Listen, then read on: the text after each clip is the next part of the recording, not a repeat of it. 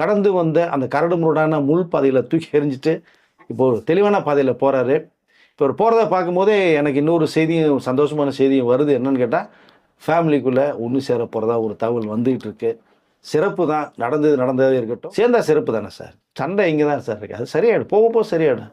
ரவி வந்து ஃபேமிலிக்குள்ளே போனால் தான் அதில் வந்து நீங்கள் பழைய ரவியை பார்க்க முடியும். அதில் விரைவில் ஆர்த்தி அவர்களுடையும் இந்த பசங்களோடையும் சேர போகிறாரு. ஆர்த்தி அவர்களும் புரிஞ்சுக்கணும், ரவி அவர்கள் மீண்டும் வந்துட்டாங்கன்னா இந்த பழைய கசப்பான சம்பவங்கள் தயவுசெய்து பேசாதீங்க, தூக்கி குப்பையில் போட்டுருங்க. அந்த செகண்ட்லேருந்து புதுசாக நீங்கள் ஒரு வாழ்க்கையை ஆரம்பிங்க, ஹாப்பியாக இருங்கன்னு தான் சொல்லிக்கல ஒரு சார்.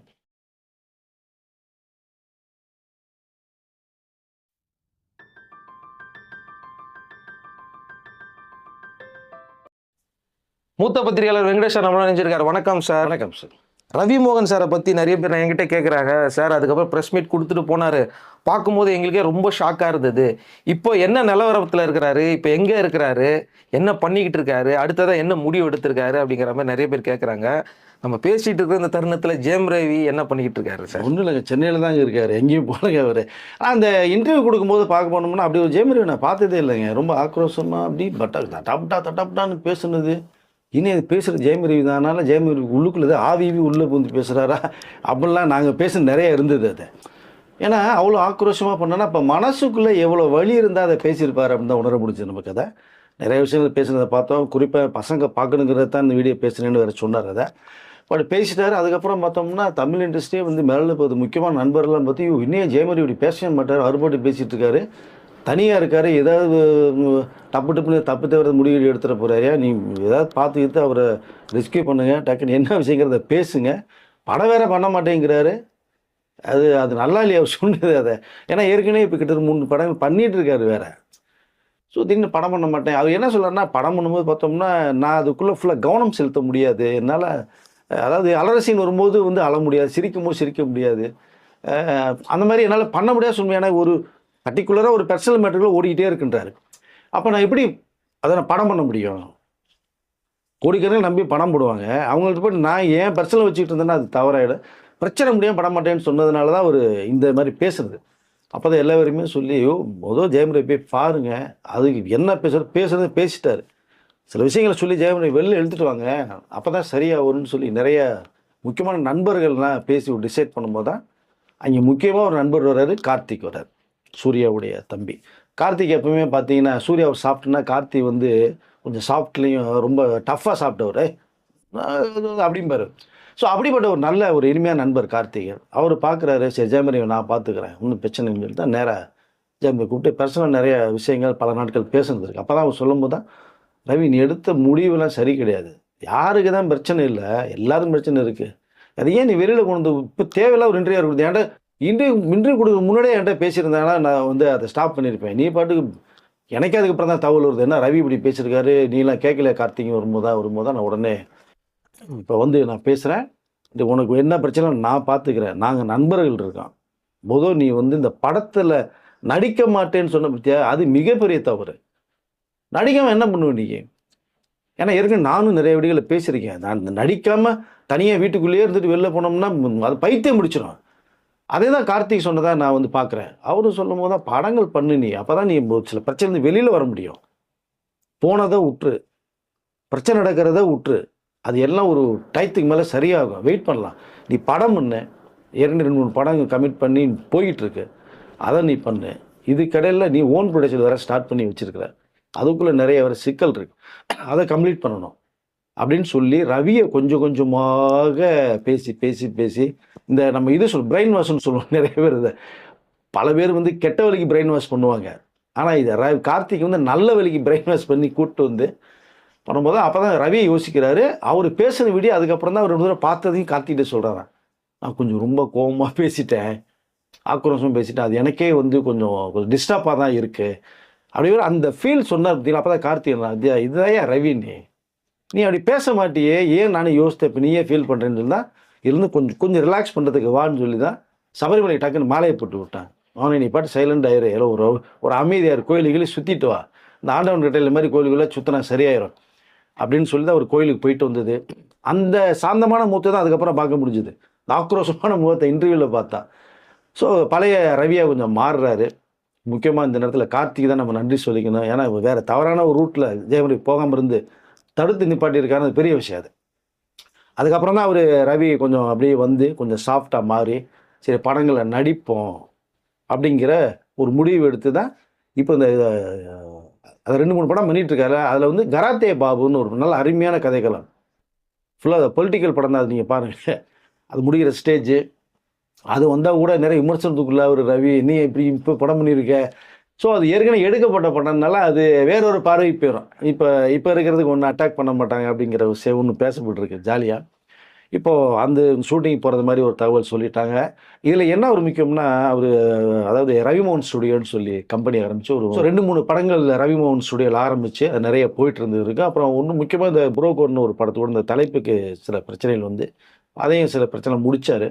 பட் எல்லாத்துக்குள்ளேயுமே காம்ப்ரமைஸ் பண்ணி உள்ளுக்குள்ளே போகிறவர் இவர் இவ்வளோ டென்ஷன் ஆனாங்கிறதா பேசுவது பரவாயில்ல. அதில் வந்து வெளில வந்துட்டான்னு வச்சுக்கோமே நம்ம ஆனால் பசங்களை திரும்பி போக வேணாம் சரியாயிடும். இப்போது அவருக்கு சில வந்துட்டு இருந்த அந்த இன்வெஸ்ட்மெண்ட் கூட வந்து கொஞ்சம் லேட் ஆகிறது மாதிரி சில சிக்கலை கொஞ்சம் உருவாது அப்படியே யோசிக்கிறாரு. அப்போ தான் இதெல்லாம் ரிலீஸ் பண்ணோம் அப்படின்னா இவர் படம் பண்ணணும். படம் பண்ணால் சார்ட்ட பராசக்தியிலலாம் மனுஷன் என்ன இந்த வில்லன் கேரக்டரில் மிரட்டி இருப்பார்னு உங்களுக்கு தெரிய வரும். ஸோ அதனால் படம் பண்ணால் அவருக்கு வர வேண்டிய சம்பளங்கள் நிறைய வரும். புது படம் கம்முன்னா பல கோடிகள் வரும். அப்போ அந்த பிரச்சனைகள் முடியலாம். அவர் எடுக்கப்பட்ட ரவிமோகன் ஸ்டுடியோ ரன் ஆகும். நிறைய பேருக்கு வந்து இயக்குநருக்கு வந்து ஒரு வாழ்க்கை கொடுக்கலாம். ஸோ நிறைய படம் ரிலீஸ் ஆகும். இப்போ கூட சமீபத்தில் பார்த்தீங்கன்னா யோகி பாபு வச்சுட்டு அவர் டைரக்ஷனில் ஒரு படம் பண்ணணும்னு ஆசைப்பட்டு அது வேலைகள் போயிட்டுருக்கு இப்போ கரண்ட்டில். ஏன்னா கரண்ட்டில் என்ன பண்ணணும்னு கேட்டிங்களா, இப்போ அந்த வேலையில் உள்ளே இறங்கியிருக்காரு. இப்போ இங்கே டைரக்ஷன் எப்படி வந்துன்னு ஒரு விஷயத்தை சொல்கிறேன். மணிரத்னம் சார்கிட்ட வந்து நம்ம ரவிமோகன் வந்து அவர்கிட்ட வந்து அசிஸ்டன்ட் டைரக்டராக சேர்ந்து அவர் தொழில் கற்றுக்கிட்டு வரதா. அது ஆல்ரெடி ஒரு டைரக்டராக பண்ணணும்னா ரொம்ப ஆசை ரவிக்கு. ஹீரோன்னு ஆசை கிடையாது. பட் அங்கே நம்ம ஒரு ஃபேமிலியில் அண்ணன் டைரக்டர் ராஜா டைரக்டர் ஆகிட்டார். அப்போ ஒரு பையன் ஹீரோ ஆட்டுமேன்னு சொல்லி அவங்க அப்பா மோகன் சொன்ன ஒரு விஷயம் ஒன்று இருக்குது. அவங்க அப்பா பெரிய தயாரிப்பாளர் வேறு. அப்போ தான் வந்து சரி ஒரு தெலுங்கில் சூப்பர் ஹிட் படம் இருக்குதுன்னா ராஜா டைரக்ஷனில் அந்த படம் பண்ணால் அதான் ஜெயம். இங்கே பம்பர் ஹிட் ஆச்சு உங்களுக்கு. ஃபஸ்ட்டு படமே 100 days மேலே ஓடுனதுனால அவர் ஹீரோவாக சைன் பண்ணிட்டார். இப்போது கார்த்திக் மனிதர் சார்ட்ட ஒர்க் பண்ணவர். ஸோ அந்த ஒரு நட்பு வேறு இருக்குது. 2 பேரும் டைரக்டர் ஆகணும்னு சொல்லி ஆசைப்பட்டு 2 பேரும் ஹீரோவாக மாறிட்டாங்க. அதனால் கொஞ்சம் மீண்டு வந்துட்டார் ரவி சார். ஒன்றும் பிரச்சனை இல்லை, யாருக்கு தான் பிரச்சனை இல்லை, எல்லாம் சரியாயிடும். ஒரு நல்ல நடிகர், நல்ல மனிதர், பண்பானவர். பட் இப்போது இந்த கராத்தே பாபுவோட இறுதிக்கட்ட வந்து ஷூட்டிங் போகிற மாதிரி இருக்குது. அந்த படம் ரிலீஸ் ஆகும்போது நீங்கள் வேறு மாதிரி ஒரு ஜெயம் ரவி நீங்கள் பார்க்கலாம். தொடர்ந்து படம் பண்ணுங்கள். கண்டிப்பாக மிகப்பெரிய வெற்றிகள் உங்களுக்காக காத்துக்கிட்டு இருக்கு. உங்களுடைய ஆடியன்ஸ் நிறைய பப்ளிக் ஆடியன்ஸ், ஜென்ரல் ஆடியன்ஸே உங்களுக்கு இருக்குது. எல்லாரும் உள்ளே வருவாங்க. ஸோ அப்படிப்பட்ட ஒரு நடிகர். அதனால் பிரச்சனை யாருக்கு தான் இல்லை, விட்டுருங்க. தானாக தேடி வருவாங்க. உங்களை தேடி உங்கள் அன்பு எங்களுக்கு தெரியும், வருவாங்க. வெயிட் பண்ணுங்கன்னு சொல்லிக்கிறதான் ஆசைப்பட்றேன். பட் தொடர்ந்து இது ரவிமோகன் ஸ்டுடியோ உங்களுடைய அதாவது அந்த படம் 3 படத்தை இப்போ வந்து பேலன்ஸை முடிச்சு கண்டினியூ பண்ண போகிறாங்க. இப்போ படங்கள் பண்ணும்போது பணம் தேவைகள் வந்து அது ஃபுல்லாக போயிடும். இன்வெஸ்ட்மெண்ட் கொஞ்சம் ஸ்லோவானது. இப்போ அடுத்து இன்வெஸ்ட்மெண்ட் உள்ளே இறங்கிடும். ஸோ அதனால் பிரைட்டான ஒரு ஃபியூச்சர் ஜெயம் ரவி இருக்குது. சென்னையில் தான் இருக்கார். நீங்கள் பழைய ஜெயம் ரவியை பார்க்கலாம். தொடர்ந்து இது படங்கள் பண்ண போகிறாரு. அந்த படம் பண்ண மாட்டேன்னு சொன்னால் வாபஸ் வாங்கிட்டார். ஸோ அதனால் அந்த ரவி மீண்டும் வந்து நீங்கள் பார்க்கலான்னு தான் சொல்லிக்கிறேன். நான் விரும்புகிறேன் நான் இதை. அதனால் நான் என்ன சொல்லிக்கிறேன்னா, இப்போது அவர் படங்கள் பண்ண போகிறதா சொல்லிட்டார். ஒன்றும் பிரச்சனை இல்லை. இப்போ புது படம் 2-3 படம் கமிட் பண்ணுறதா எனக்கு ஒரு தகவல் வருது. சம்பளம் பார்த்தீங்கன்னா இப்போ இருக்கிற 4-5 ஸ்டாருக்கு ஈக்குவல் சம்பளம் வந்து பேசப்பட்டுருக்கு. பட் அவர் இப்போ அதுக்கடுத்து பார்த்தீங்கன்னா ராஜா வந்து நம்ம தனி ஒருவன் இருக்கு இல்லைங்களா, அது எந்த அளவுக்கு பம்பர் ஹிட்டுன்னு உங்களுக்கு தெரியும். அதை பார்ட் 2க்குள்ளே வந்து ஸ்கிரிப்டெல்லாம் ரெடி பண்ணி வச்சுருக்கதா ஒரு தகவல். ஸோ அதை வந்து இப்போ ஜெயம் ரவி அண்ட் ஆராய்ச்சாமி அப்புறம் நயன்தாரா, ஸோ அந்த காம்பினேஷனில் பார்ட் எடுக்கப்படுறதா ஒரு விஷயம் பேசும்போது இந்த பிரச்சனை வரதுனால தான் கொஞ்சம் அப்படி ராஜா ஆஃப் பண்ணி வச்சுருந்தார். ஸோ இப்போ எல்லாமே ஒரு மாதிரி சால்வ் ஆகி வந்தாச்சு. தனி ஒருவன் பார்ட் 2வும் வந்து விரைவில் பூஜையோட ஆரம்பிக்க போகிறோம். அந்த ஒரு விஷயம் வருது. மீண்டும் நான் சொன்ன யோகி பாபு வச்சு ஒரு படம் டைரக்ட் பண்ண போகிறேன்றீங்க. அந்த டைரக்டராக உள்ளே இறங்க போகிறாரு. நிறைய பேர் கேட்டாங்க, என்னப்பா யோகி பாபு வச்சு ஹீரோனா நீ ஹீரோ வச்சு நீ டைரக்ட் பண்ணலாம்.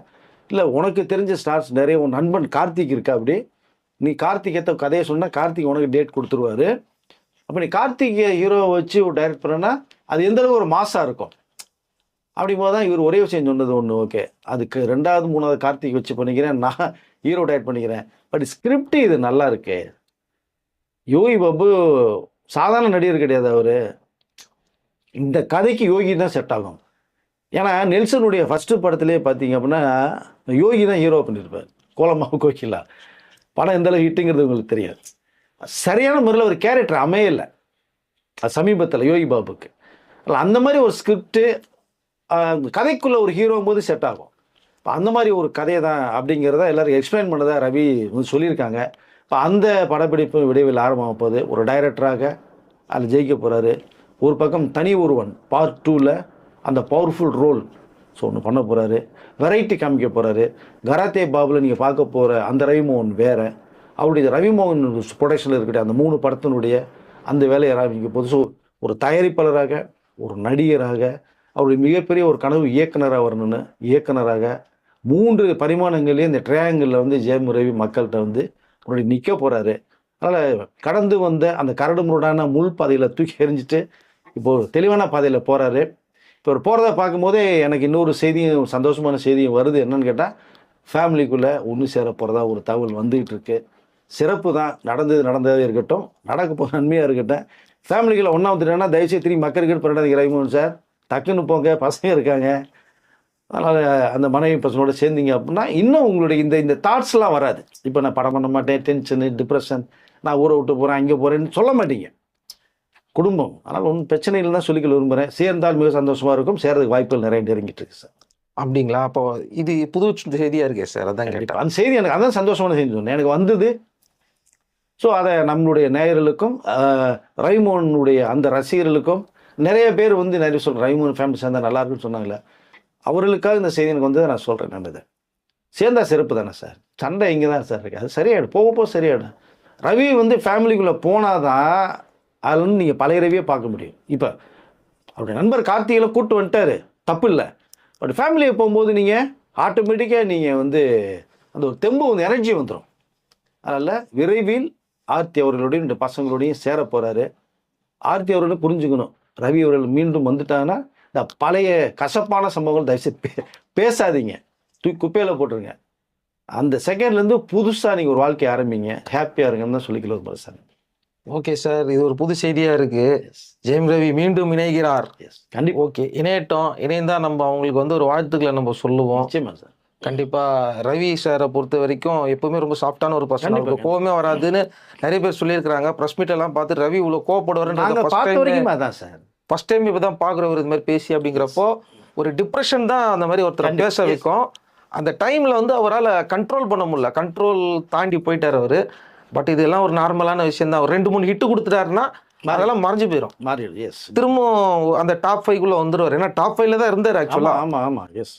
பேக் டு பேக் ஹிட் கொடுத்துட்டே வந்த மனுஷன் தான் அப்பாவும். எல்லா படம் ஹிட்டுங்க அவருக்கு. அதுதான் பெரும்பாலான ஒரு 80-90% ஹிட் தான் கொடுத்துட்டு இருந்தாரு. நடுவில் தான் சில பிரச்சனைகளால் அவரால் சரியான படங்களால் கரெக்டாக அவரால் செலக்ட் பண்ண முடியாத சில குழப்பங்கள் அதெல்லாம் வந்துட்டு இருந்தது. படங்கள் சில ஃப்ளாப்புன்னு எடுத்துக்க முடியாது, ப்ராஃபிட் கொஞ்சம் கம்மியாக கிடைச்ச படம் தான் நிறையா இருக்குது. அதில் முக்கால்வாசி படங்கள் வந்து சூப்பர் ஹிட் படங்கள் தான். நீங்கள் சன் ஆஃப் மகாலட்சுமிலாம் நீங்கள் பாருங்கள் சார், ஏன்னா சென்டிமெண்ட் படம், அம்மா பிள்ளை சென்டிமெண்ட்ஸ் நிறைய ஹிட் கொடுத்துருக்காரு. மீண்டும் மிகப்பெரிய வெற்றிகளை தர்றதுக்கு தயாராக இருப்பார். வரும்ன்ற நம்பிக்கை எனக்கு இருக்குது. அது ரவிமோகன் அவர்களுக்கு வரணும். உங்களுக்கு தான் நம்பிக்கை வரும், எனக்கு வந்து பிரயோஜனம் கிடையாது. பட் எனக்கு இருக்குது. ஃபேமிலியோட சேரப்போகிறார். சேர்ந்ததுக்கு பிறகு வெற்றிகள் அவர் பக்கம் ஆட்டோமேட்டிக்காக வரும் சார். நன்றி சார். மீண்டும் அடுத்த வீடியோவில் சந்திப்போம். ஜெயம் ரவி சார் பார்த்துட்டு இருப்பார் நான் நினைக்கிறேன். உங்களுக்கும் ஒரு வாழ்த்துக்கள். மீண்டும் திரும்ப நீங்கள் கம்பேக் கொடுக்கணும். ஓகே, நன்றி சார்.